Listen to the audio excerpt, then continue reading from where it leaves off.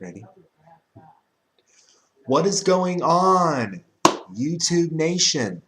Um, Chris Pearson here, with you as always. Kind of a change of things. I'm recording this video now on Friday night.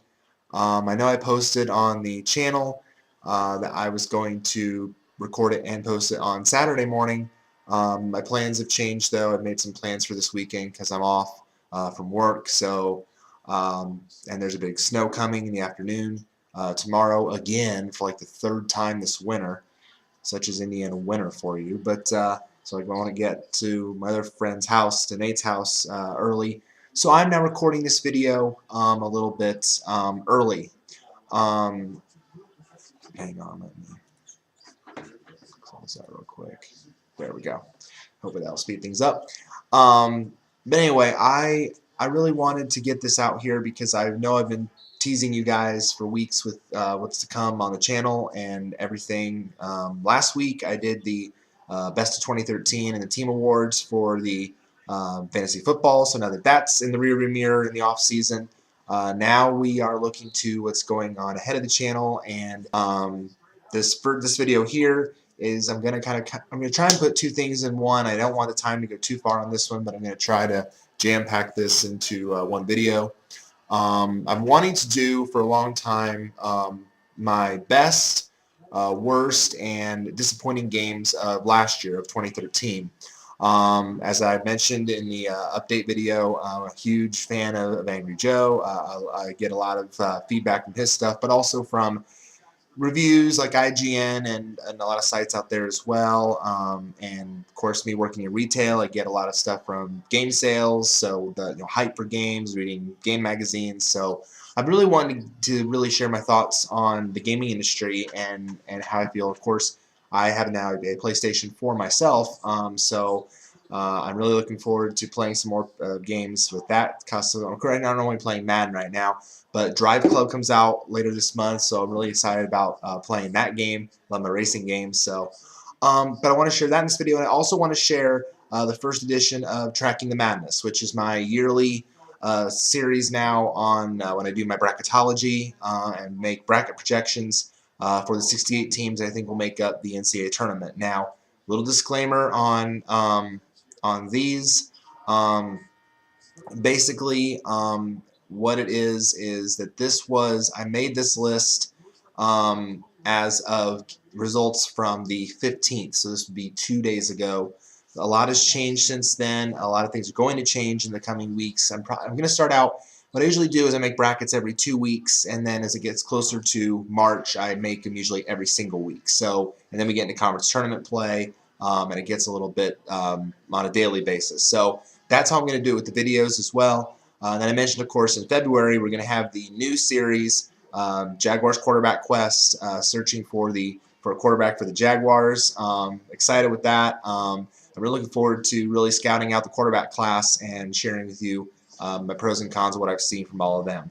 But I want to get into the video, so let's get right in. First off, I'm going to share with you guys best and again, this is my opinion. Okay, this is based on someone who works in the retail industry. I've not played these games myself. I don't really play much as I used to growing up, but this is just what I have seen based on game sales, based on hype, based on just what I've seen in general working in the retail industry. This is what I base these rankings on. So some of you like these games that are on the worst list, that's okay. If some of you don't like the ones that's on the best list, that's okay too.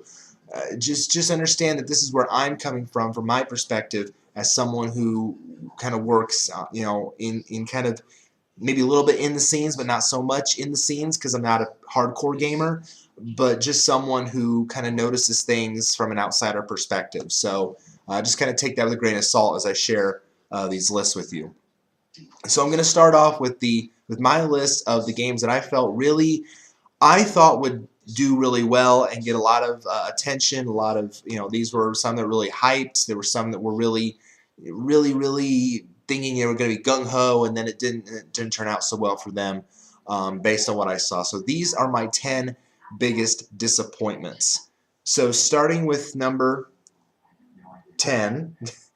Number 10 is Aliens Colonial Marines. The Aliens franchise has at least for me has been like usually really huge. And Angry Joe mentioned it on his list. I think he put it on one of his worst lists or something like that as just a game that really disappointed. And this game, we had tons and tons of copies of it on the sales floor, and they just would not sell. And it's even now at 1996, and it's barely selling, if at all. I mean, this game just, as the franchise as a whole just gets all that hype, and then it doesn't seem to produce strong results. And I watched the Angry Joe video on it, and it just, there's just a lot of glitches and technical things with it, and it was just really disappointing for a big name franchise like that to struggle that much. It was just kind of a surprise. And again, with games, it's all about when games release. It's about, what competition are they going up against? Are they going to, outperform their expectations? Or are they going to struggle against the competition? Maybe that was the case with that game, or a lot of these games you'll find on these lists.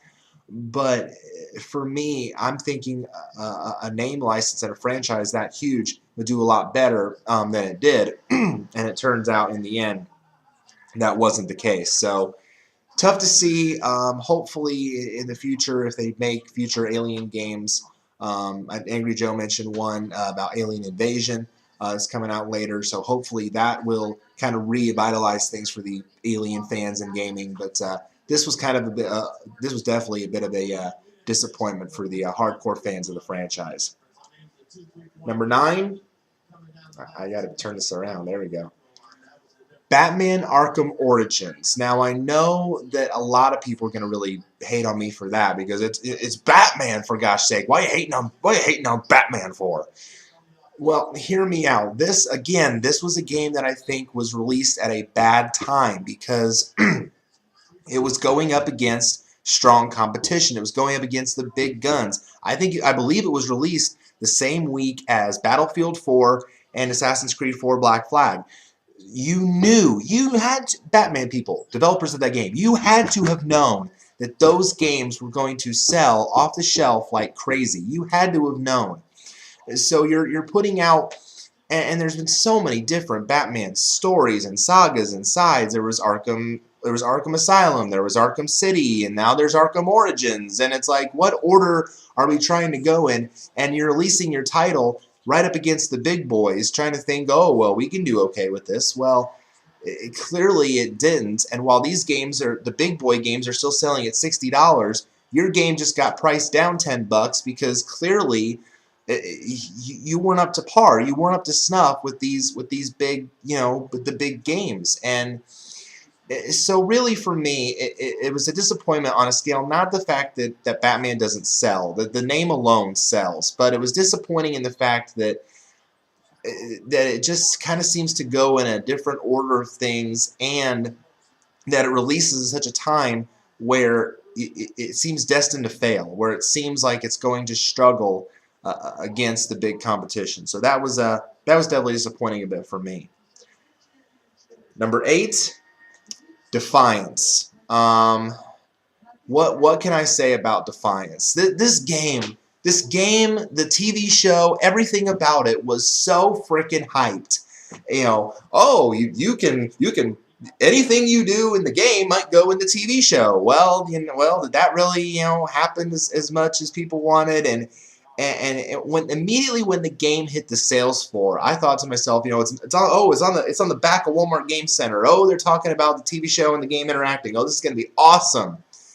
And then I see the copies sitting there on the floor, and I'm like, what is it going to take for people to realize this game even exists? I mean, are there really not that many people who watch the TV show? I mean, and it looks like a pretty sweet show. I mean, I'm not a hardcore watcher, but it looks like, just based on the backdrop of it, it looks like a pretty sweet show. But the game just never got off the ground. And I don't know what it is about TV licensed games or movie licensed games or whatever, but as we've seen over time, as Angry Joe would say, they just suck. I mean, they really do. I mean, I don't know if that's just a trend in the industry or what it is, but It's really disappointing to see that these games based on TVs and movies get all this hype, all this excitement. We're plastered on magazines and, come see this, watch our show, buy our game.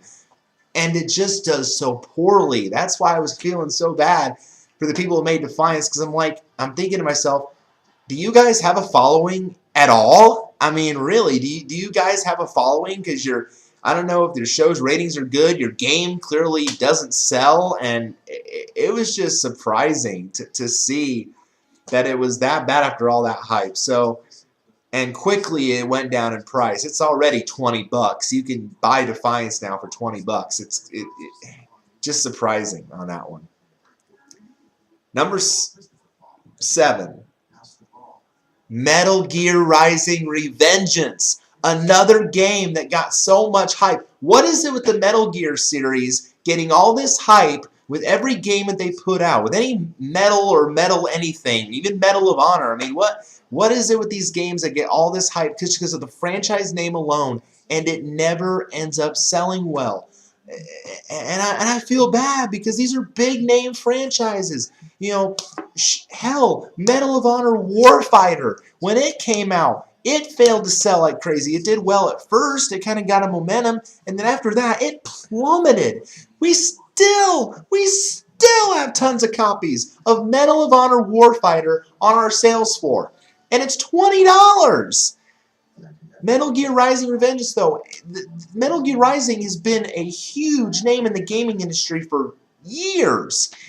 But maybe because I think the main reason why it was such a disappointment is because some fans are not sold on remakes. This was kind of a whole new story arc, a whole new character, a whole new direction for this franchise, and some fans just are completely turned off by that. Some gamers aren't accustomed to change. They're not receptive to change. They're not fully sold on that. So they're not going to buy the game just because it has the Metal Gear name on it, or Metal Gear Rising in this case on it. Doesn't necessarily mean they're going to be sold into the game because it's completely changed with their perspective. They're looking at the back of the game going, this isn't the Metal Gear I grew up with.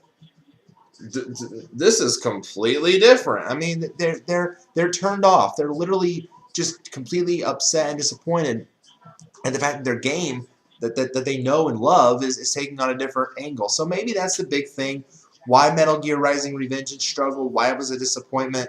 I mean, it did okay in terms of sales. It didn't do outstanding, but at least it's holding its own, and it has gone down in price since launch. Obviously, it's down I think to like $30 now, but it's at least holding its own. It's an average game, I would say, but it just I think it turned off a lot of the hardcore Metal Gear fans of the past. So that's why I was kind of disappointed in that one. Okay, let me make another disclaimer here in some of these lists. I'm going to be really, really hard on PlayStation games in general, PS3 games, because here's why. Because as we have seen before the new consoles came out, PS3 games, standalones, did not tend to sell very well, especially exclusives. 360 always seemed to outsell PS3 on anything, whether it was the multi-platform games or whether it was the standalones. So I'm going to be really, really hard on PlayStation 3, even though I'm a PS4 guy now. And I personally still think it's better than the Xbox One. Just my personal opinion. When it came to 360 and PS3, I think there really was no comparison. A lot of people love the 360 more, so it had better upside. So that's why, just from what I found, PS3 games didn't do very well last year. So that's why I'm going to be a little bit hard on them, as you'll see in some of these next few titles. So number 6 in terms of disappointments, Beyond Two Souls. You want to talk about a game that had a lot of hype. They put on probably one of the when they announced this game at E3 a couple years ago. The trailer looked bad ace, and you get an actress like Ellen Page to play your lead role in the game, and I'm just thinking to myself, blockbuster right there, cha-ching, bada bang, blockbuster, big seller right there. And then the game comes out. We hardly got any copies. We barely. I'm looking at that and put it on the floor, going, where's the rest of it? Where's the rest of the copies? This is supposed to be blockbuster. It's supposed to be the big time, great voice cast. Sounds like a great storyline, story arc, and really nothing to show for it.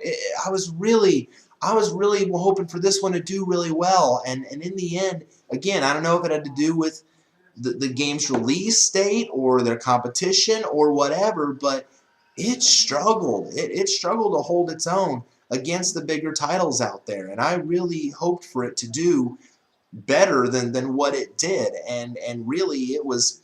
I mean, it was selling kind of consistently, but when we had a lot, we only maybe sold a few, and it was just it struck me as shocking. I was just, again, these disappointments are games again for me that got all this hype, all this excitement, all this generous stuff, and then falls flat on its face, in the face. I mean, this was one of those games I thought it would do really, really well, and it didn't. So it struck me as just really surprising that this game, I thought it could do a lot better in the end than what it did.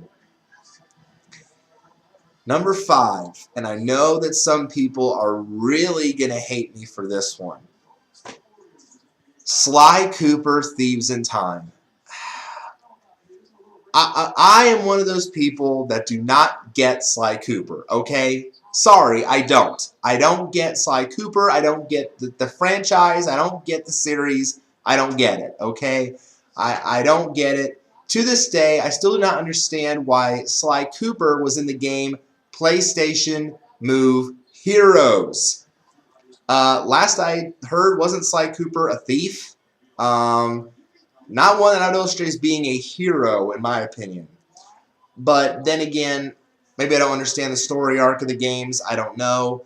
But when this game came out, nobody touched it. I mean, I was looking at it. I was looking at the same stack of games, every single game. And they even released it for Vita, which I didn't get either. If your PS3 version is not going to sell, why then release it for Vita? I mean, and the Vita really has been a disappointment on its own too. So why even bother with that? But and here's the thing: the going back in time, the time machine thing has been rehashed over and over and over in so many games. Stop it! It has just been done to death. Oh, he's got to go back in time and fix these things from his past and figure this out. That's been rehashed. Hell, it's been rehashed in Ratchet and Clank. It's been rehashed in so many Sony games. This was one maybe I think that was destined to fail because of the fact, and again, it just goes to show that a name alone does not make a game. Just because it's Sly Cooper, it's got to do well. No, it doesn't. No, not when you rehash a story arc to death, when you have a character that I don't understand. It just made no sense, and it was just so... How the mighty have fallen when it comes to some of Sony's mainstay characters. How some of them have just... I don't know. I don't know how to describe Sly Cooper anymore. I'm done with that. Number 4, and this is only on this list for one reason only. And I know this is kind of unfair because this is still in its early stages of selling. But I said it was going to be hard on Sony and PS3. Gran Turismo 6. This is a game that I know has been a mainstay on Sony. This is Sony's main racing game, okay? But the developers of this game then obviously had to be very disappointed when they found out that they were going to have some competition. There was when they announced that Drive Club would be a title coming out for PlayStation 4 exclusively. I don't know if this is true or not, but I have a firm belief that the developers of Gran Turismo 6 wanted their game to come out first, which delayed Drive Club's launch. I firmly believe that. I don't know if that's true. Don't quote me on that, but I think GT6 wanted their game to come out first because they, I don't know, just because they want to be the premier gaming franchise of Sony and want to flaunt it to everybody, or if they are truly afraid that Drive Club, when it comes out for PS4, is going to overtake them. I don't know.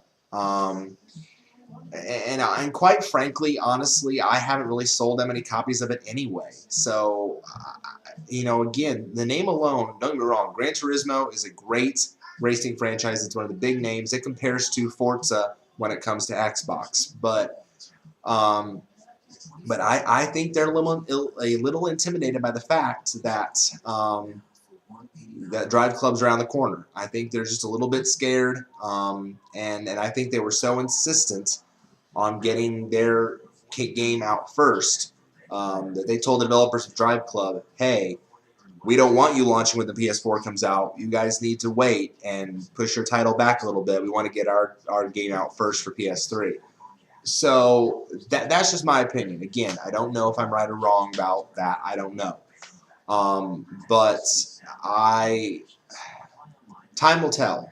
Time will tell whether or not it's going to be there's going to be competition between the two racing games. So, but we'll see. But for now, I just think the only reason I have it this high on the list in that regard is because I think they had some say. They had some pull, saying, "Oh my, we're maybe scared of our competition a bit," and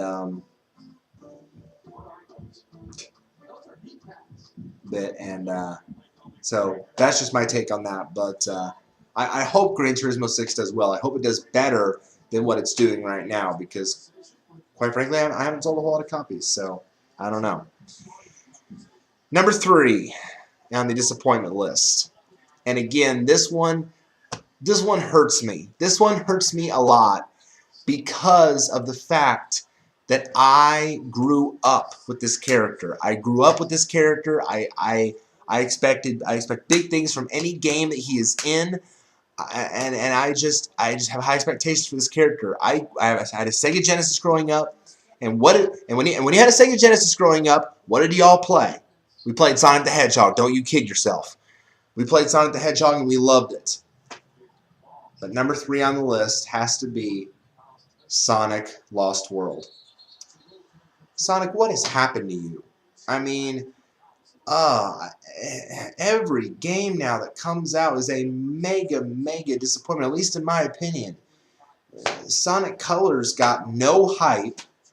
I don't even think it lasted on the sales floor for that long. It quickly went down in price.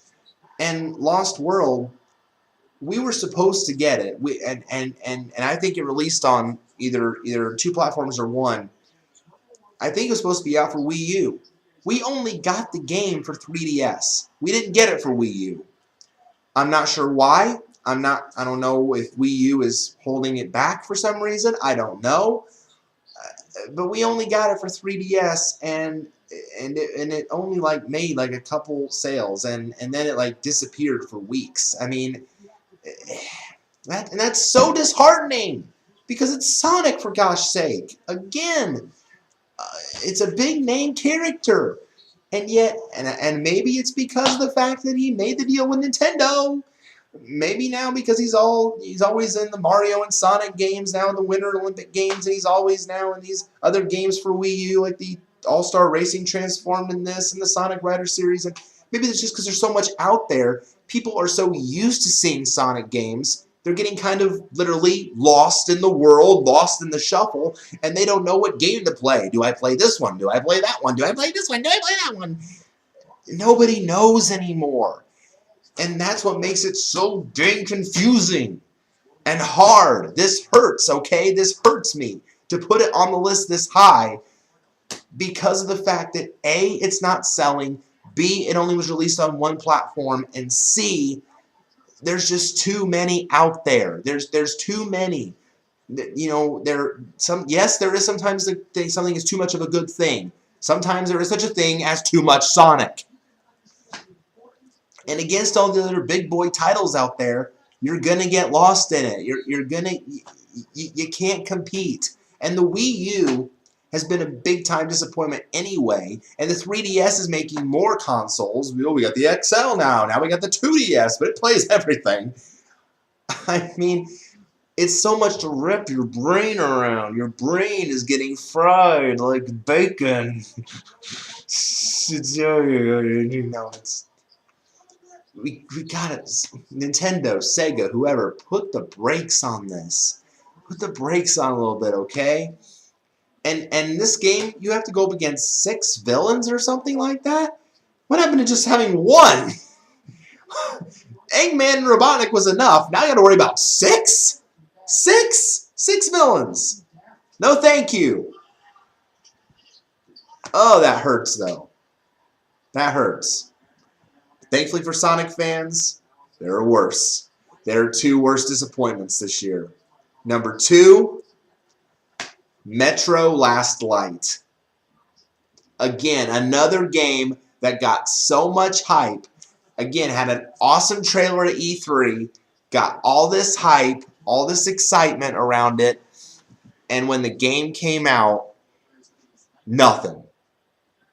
Nothing. We got a lot of copies of it, but nothing. No sales. No one would touch the game with a 10-foot pole, the 39.5-foot pole.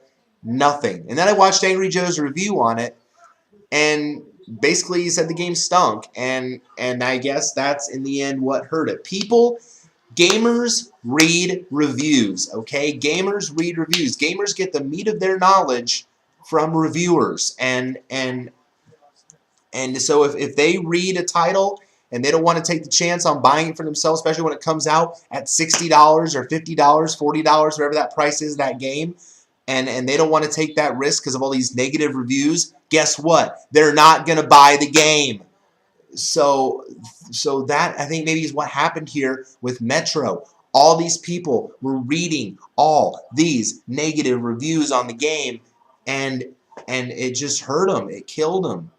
And really, I don't know. It was the first game I'd ever seen from Metro. I don't know if this was a newer title from them or just the fact that it was their first game in a long time in the series. I don't know that personally, but again, from what I saw, it got so much hype, so much attention, and it just bottomed out. It just did not do very well. So, and it's on rollback now. So this was just a big-time letdown for me. Again, it was being advertised in all the magazines and all the articles and stuff, and it just didn't do very well. So another PS3 exclusive that really had a letdown and disappointment. So definitely big-time bomb there for Metro, because in a matter of weeks it went from, I think it released either $49.96 or something like that. And then quickly, within a week or two, it had already gone down to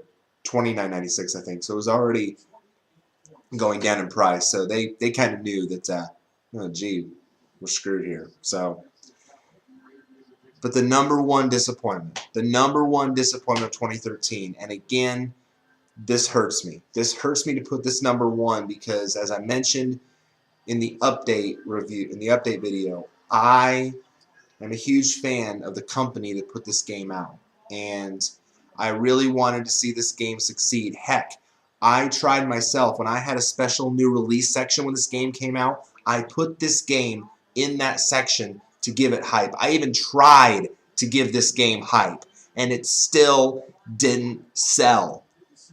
But I was reading everything on this game, and it said, yes, great demo, great game, go buy this. And nobody did. Unfortunately, I have to put this number 1 on my list because of that. The number 1 disappointment of 2013, another PS3 exclusive, is Fuse. Fuse from Insomniac Games. Yes, the same people that make the Ratchet & Clank series. And I feel so bad for them. I do, because I tried my hardest. I read all the Twitter reviews, all the stuff from gamers about this game. I follow Insomniac Games' Twitter account, for gosh sake. And I read all these reviews on how awesome Fuse's demo looks and the beta test and how awesome this game's going to be. And so when the game's ready to come out, I'm getting so excited about putting this game on the sales floor and having people buy it. I'm that pumped for this game. we get like 5 or 6 copies, and I put them on the floor, and I put them in this special new release section. I want people, I'm fueling the hype for the game because of all that I have read. I want this game to do well because I want Insomniac to do well. And it just sat there. And it just sat there and sat there and sat there. 3 weeks passed, 4 weeks passed, 5, 6, 7, 8. And I couldn't stare at it anymore. I put it back on the main aisle, and I felt terrible. I could not figure out for the life of me why this game wasn't selling. I was just shocked. I was shocked. I was disappointed. I felt bad for Insomniac. I really did. I felt really bad that this game that had been raved about on social media, which is a very big tool these days, was getting no respect and no sales. And quickly it showed. The game quickly plummeted in price. It is already down to $30, and I wouldn't be surprised if it was down to the dreaded 1996 total by the end of this month, if not into February, if not by at least early February. It is, I mean, it's starting to sell a little bit, but it's too late to save it now. I mean, this has just been, and I read the story on the back, and it's an awesome story, and the graphics look great, and it just did not pan out.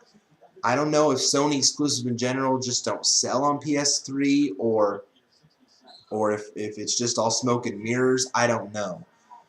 But for me to see that, for me to actually buy into the hype for this, because it's Insomniac, because it's a big time gaming company, and because the fact that all these people, all these fellow gamers bought into it and said this game looks awesome, and then to see no results on the floor, it was very disheartening. So I hate to do that to Insomniac. I hope that in the future Insomniac can really make some, I mean, not that they don't make good games, but make one that is while getting hype at the same time, has some backing behind it, has some really strong backing behind it, backing from actual, like, maybe other industries or other companies, or or just something like that in general, and pick a release day where it's not going to have a whole lot of competition. Maybe something. I tried everything I could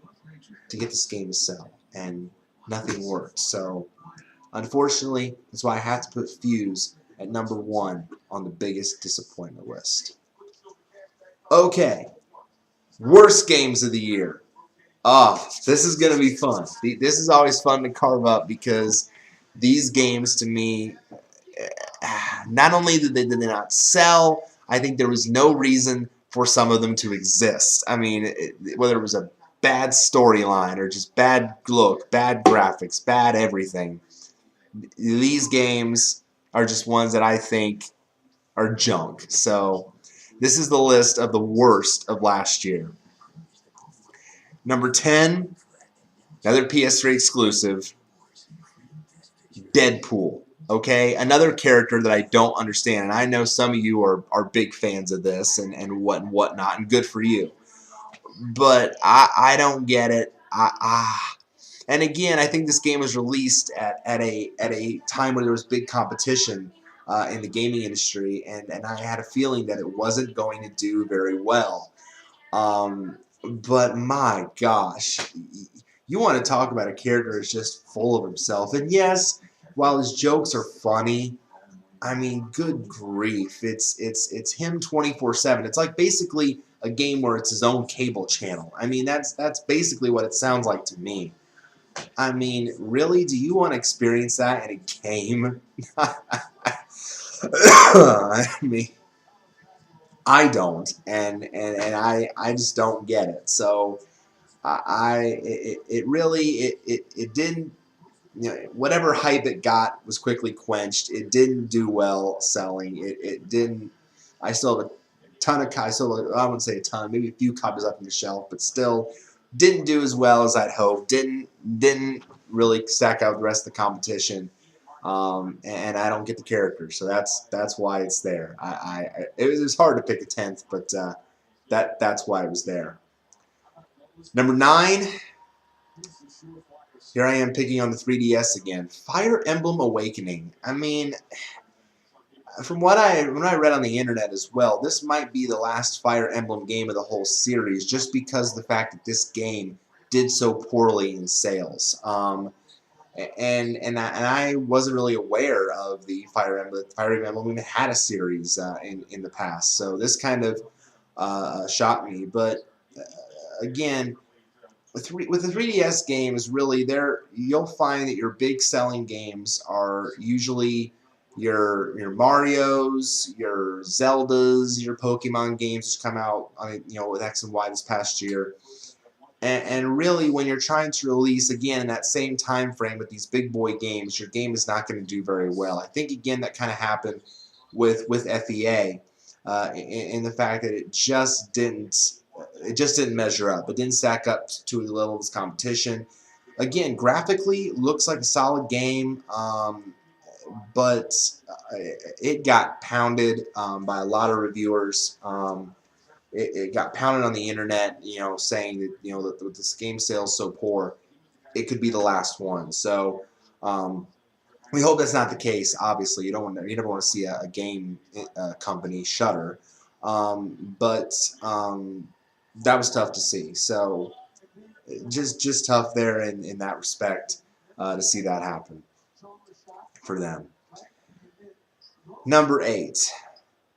And again, I must preface this one, though, by saying this. Hi, Ubisoft. Hi. I'm sure your games sell great wherever you are based, whether it be France or Canada, wherever you're based at. I know E3, when I watch your gaming conferences, your guy is like French or Canadian or whatever. So I'm sure your franchises and your games do really well over there. But this is America. This is a different country. And gamers here don't really respond to your stuff as well as your stuff over there. So I'm going to say this to you again. And I've said it many times over the years, but this is the first time I'm saying it on here, okay? Really, really closely. Stop making Rayman games! Another character that I don't get. I don't get Rayman, and Rayman does not sell in the United States. Rayman Legends is number 8 on the worst game list of 2013. Anything Rayman always makes my worst list because it doesn't sell. It does not sell here. It was the same thing with Rayman Origins last year. When I heard at E3 they were making Rayman Legends, I screamed at the screen for like 40 seconds because I cannot stand Rayman. This is a character that nobody can relate to. Nobody. Okay? At least maybe some people, okay, but not everybody. Okay? I don't know. I mean, is it just me? I mean, how does he work? I mean, this is a floating head and a floating shirt and floating shoes, no arms, no legs, no nothing. And I know some people are going to be like, it's all about imagination. Well, I can't relate to that. I'm sorry, I can't. And every time a Rayman game comes out, I know it's going to fail. And the price is going to go down. And this game, this Rayman Legends game, released at $60. And you know what? It's still $60. And you know what? Still not selling. Still not selling for crap. Oh, Ubisoft, when are you going to get a hint? And it doesn't sell in America. It doesn't sell. We don't get Rayman. At least I don't. Am I the only one? Am I the only one that does not get Rayman? If you get Rayman, hey, good on you. Enjoy your Rayman. But I don't get them. I'm sorry, I don't. And I've never been able to fathom why Ubisoft keeps pumping out Rayman games and sending them over here. Every E3, Ubisoft's conference, we have another exciting Rayman game. Ah! I can't stand it. No. So every year, Ubisoft, you keep making a Rayman game, sending it over here. It's going to be on this list because it doesn't sell. Number 7, another 3DS exclusive that should not have touched the market. What the heck is brain age concentration training? Are we really starting to make video games now to literally test our brain? We're playing video games. We don't need to be edumacation while playing video games. Are they really trying to shove that down our throats? I thought gaming was supposed to be fun. But these last 2 games don't make it fun. It's not fun. It's not fun. Brain age concentration training. We're gonna have fun. We're gonna have fun testing your brain and learning. Mom, I don't want to play school on this. What gives? This game should not have existed. Should not have released. Why? Why? Why? No. It should not have lasted on the floor. When I saw this game was on the floor, I'm thinking, when did we start to put school in games? I didn't get it. I didn't get it at all. Very confusing. Number 6, and again, this one is kind of unfair because it's fairly recent, but this one should not have been released for PS4. And Angry Joe made light of this one too because he played it and it was just funny to watch because it was so bad. Knack.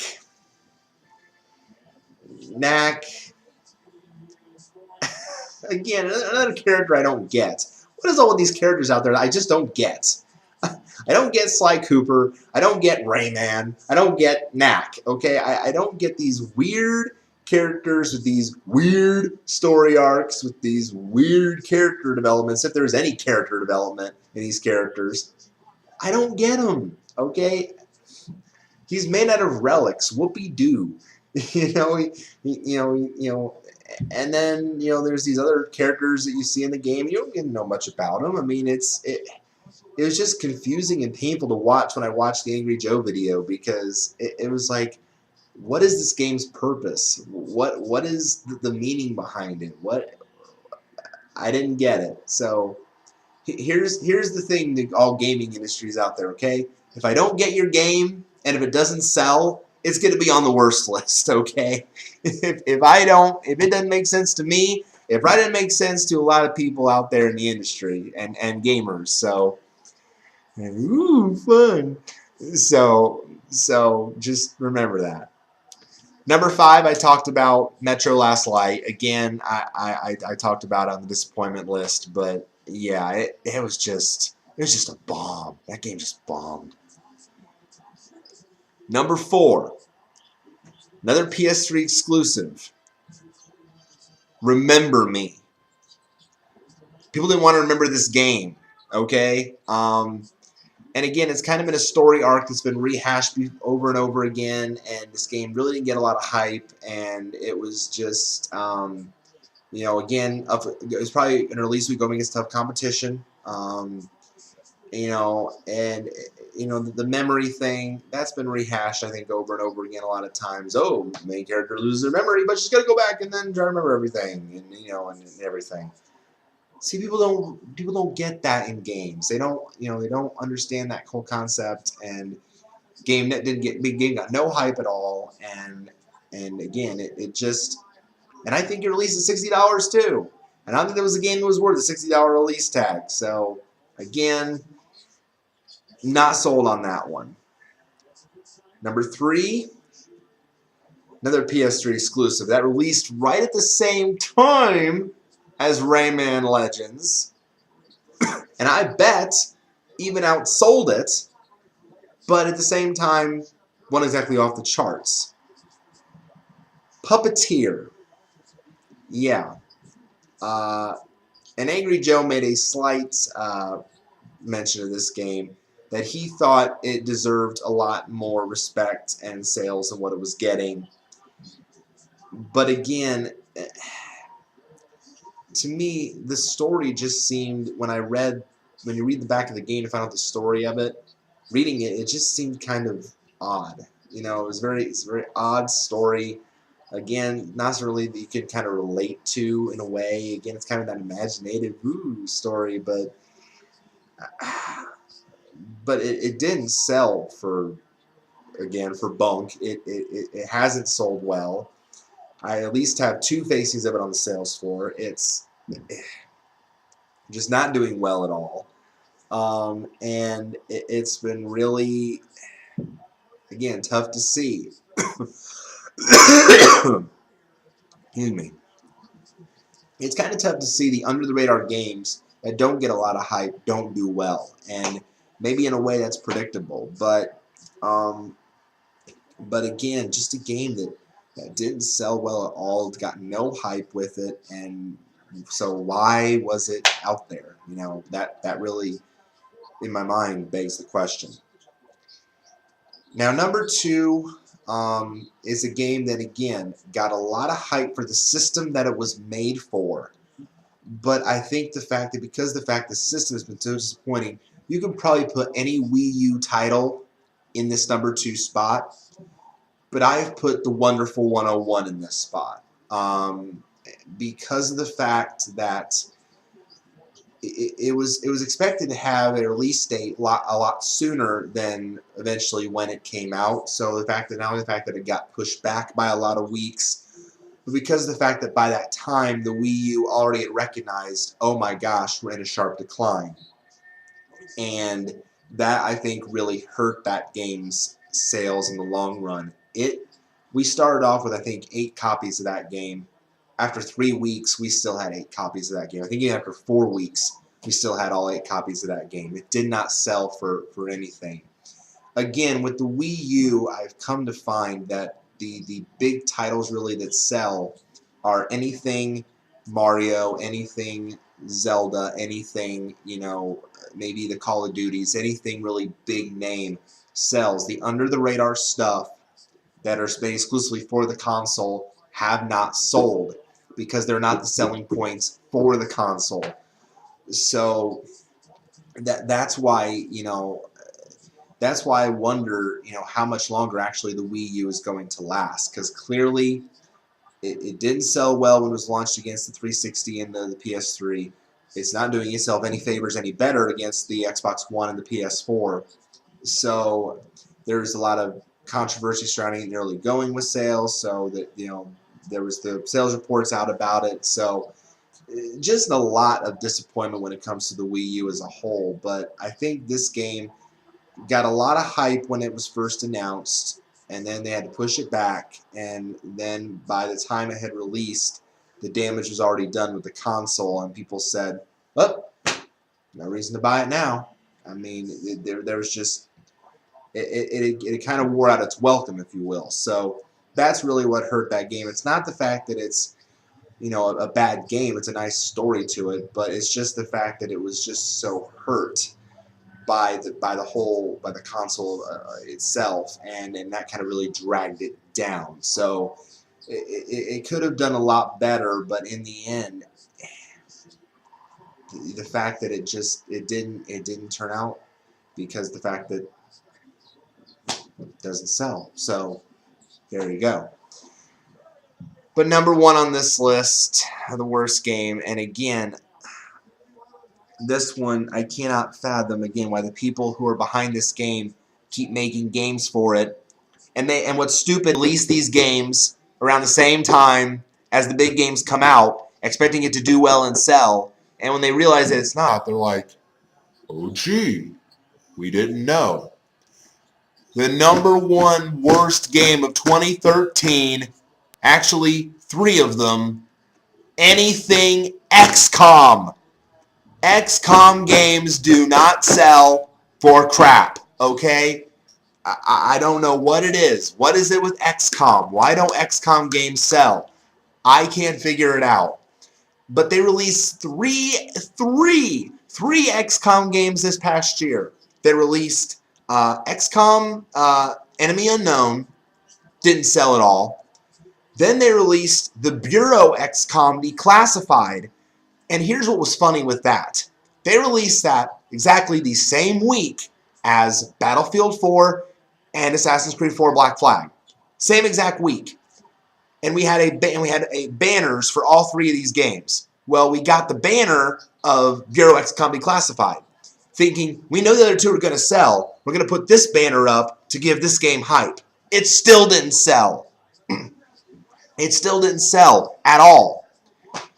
And then just to think, oh, well, that game did so well, we're going to release XCOM Enemy Within. It doesn't sell. Do you not understand that your games don't sell? So I don't know. I don't know what it is with this franchise that keeps thinking that they can pump out games and be successful with them when they release them in times of big competition and they don't sell. How do these XCOM people make their money? I mean, really, I can't figure it out because these games sit and sit and sit on my shelves and nobody touches them, and they just sit there. And I keep looking at these XCOM games and I'm thinking, what is it going to take for people to buy these XCOM games? Mark them down to $9.96, you know, mark them down to $5, mark them down to, dare I say, free. I mean, I don't know. I don't know what it's going to take to sell an XCOM game because they don't sell at whatever price they're set at. So, and Enemy Unknown right now is $20. Enemy Within is $40. Bureau XCOM is down to $30. And I don't think I've sold any of them, at least in the past month. So XCOM games just do not sell. They just don't. At least from what I've seen. I don't know, you know, and I know Angry Joe's reviewed XCOM games before, and I don't even think he was impressed by them. So so I don't understand XCOM games. So maybe again, this is my opinion. If you're a fan of XCOM games, yay. But I'm not. I don't get them. I don't understand them. I don't understand why they don't sell. So that's just my take on that. So that's my take on that. Now compared to my worst last year, and XCOM Enemy Unknown was my 5th worst of 2012. Number 1 last year was, what do you think, Rayman Origins. So XCOM makes its way back on this list this year, and a Rayman game makes it back on this list this year. It's kind of become now a tradition where an XCOM game and a Rayman game are going to be on the worst list every year. That's the way it looks like because these games don't sell, and the companies keep putting out more games thinking they're going to sell someday, and they're not. So, and a lot of PS3 exclusives, I think, and you know, I had 5 exclusives from PS3 this year. I had 3 exclusives from PS3 last year. So PS3 exclusives just don't tend to do very well, at least from what I've seen. All right, real quick, I'm going to fly through the best list here real quick, and then we're going to go into the bracket real quick. So best games of 2013. Number 10, Walking Dead Survival Instinct. Walking Dead series always tends to do well and sell well. I mean, any Walking Dead game flies off my shelf, so that's I had that really a lot. That game got a lot of hype and sold very well. 9, you want to talk about PS3 exclusive that did very well because it got a lot of hype and deserved it. Last of Us for PS3. Number 9, that game flew off the shelf. We couldn't keep enough copies on the shelf of Last of Us, so that one did very well. Number 8, the Tomb Raider reboot. Now, granted, we still have a lot of games left over. I think we got a lot of games with that to start with, and when in the early stages of the game when it was released on the floor, it sold very, very well. I think fans wanted a Tomb Raider reboot for a long, long time, so I was nice. It was nice to see that game do very well. Number 7, Saints Row 4. Any of the Saints Row games are going to sell. That's a big name franchise that continues to sell constantly, and the story arc was cool in it. So it was nice to see that game continue and that franchise continue very well. Number 6, Pokemon X and Y. I mean, those games, the Pokemon name alone is going to sell games out the wazoo. But with X and Y, as soon as those games hit the shelves, they were selling like crazy. They were, the new Pokemon in the series look awesome, especially the new legendaries, with Xerneas and especially Yveltal. Yveltal, I think, is just so badass. He is sweet, so I really like him. Number 5, Diablo 3, the console version. I think fared much better than the PC version.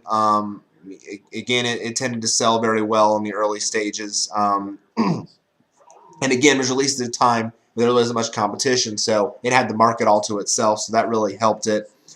Number 4, Minecraft. Minecraft for 360. You want to talk about a game that surprised the heck out of me. It just goes to show how a game that was first strictly for PC, can quickly go to the console version and do really, really well. And my gosh, that game just took off. But also because of the fact that it was priced relatively cheap. It was released. Minecraft was released at 1996. You don't think people are going to eat, who's a fan of the PC game, are going to eat that up? Oh, they did. And that game, we just kept, we sold our first shipment in like 2 weeks. Then we got more shipments, and it kept selling and selling and selling. And that game continues to sell very well. And now they're making a version for Xbox One. So good for them. Good for Minecraft. The top 3 should be no shocker to anybody. Number 3, Battlefield 4. I mean, the Battlefield franchise continues to impress us with every release. Now, granted, there was a lot of concern with the initial launch because of the fact that there were the failures with it and the early going. But when it came to the console versions, those copies were flying off the shelf. You know they're going to sell huge, and they did, and they were, and actually I believe every week that I tracked results, it tended to outsell Black Flag. So that was huge for it. So good for Battlefield 4.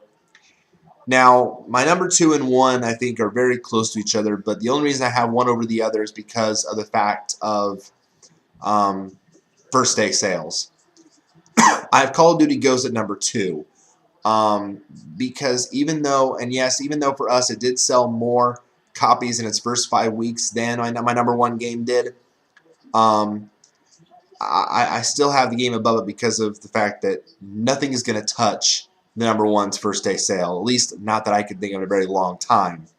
But we know, again, anything Call of Duty is going to be a big seller. Ghost was a much anticipated game in the long term. It was definitely very much hyped. So, and it continues to sell like crazy to this day.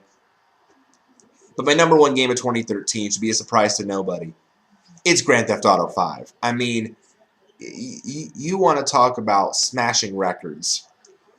And here's a situation where a game got pushed back, and yet it actually helped itself. Excuse me.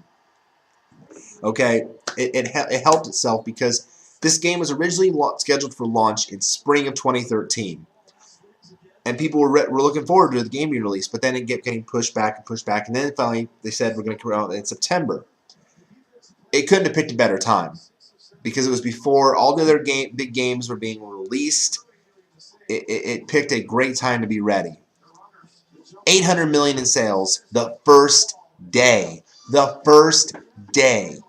Okay, you can't ignore those numbers.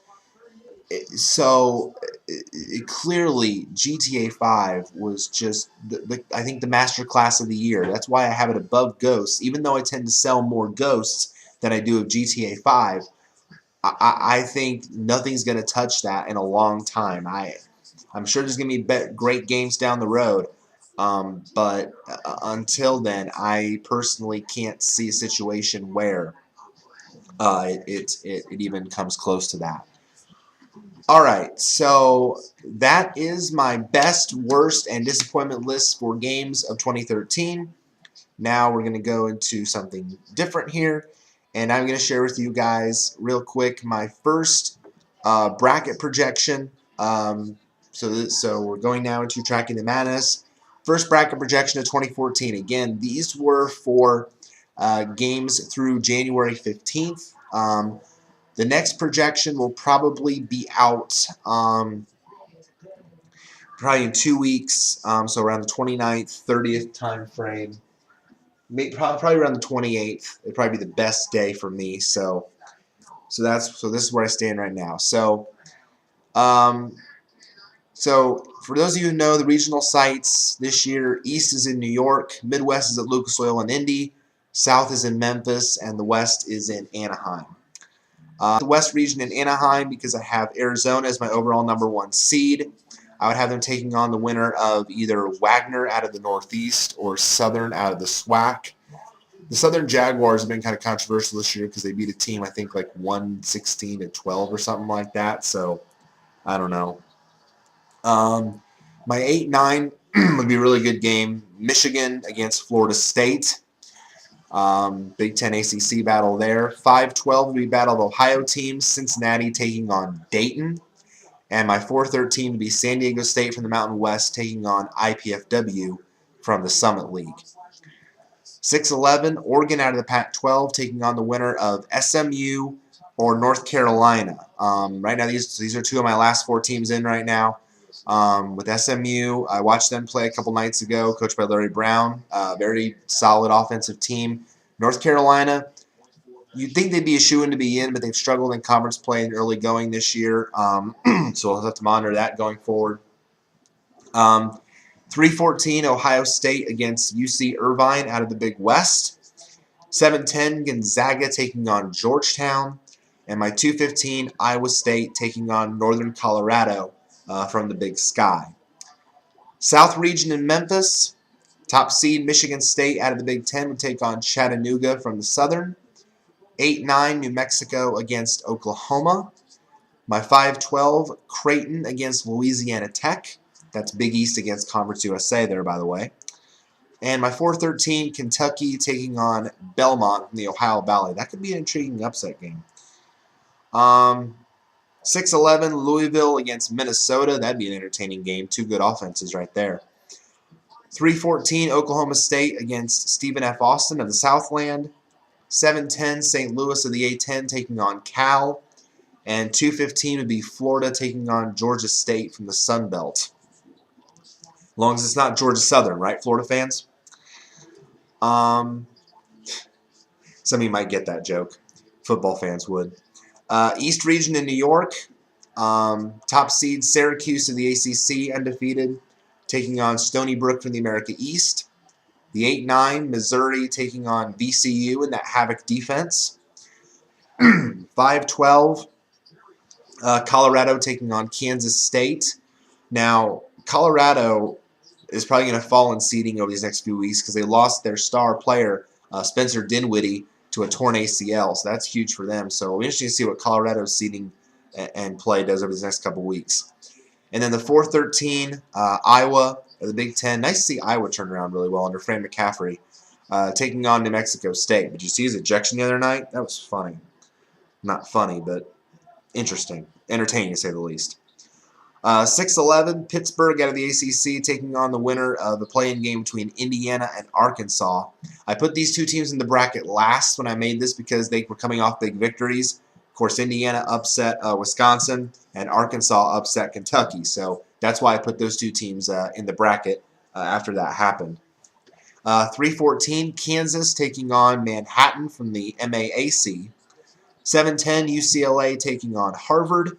And the 2-15 to be Villanova of the Big East taking on Delaware from the Colonial Athletic Association, the CAA. And then finally, the Midwest region, which is at Lucas Oil. Top seed Wisconsin out of the Big Ten, taking on the winner of a play-in game between Radford and out of the Big South, or Norfolk State out of the MEAC. The 8-9 would be former Big East foes, Connecticut of the American taking on Xavier of the from the Big East. The 5-12 would be Duke taking on Akron from the Mid-American Conference. And the 4-13 would be Massachusetts of the A-10 taking on Green Bay out of the Horizon League. 6-11, Memphis from the American taking on George Washington from the A-10. 3-14, Baylor taking on Mercer from the Atlantic Sun.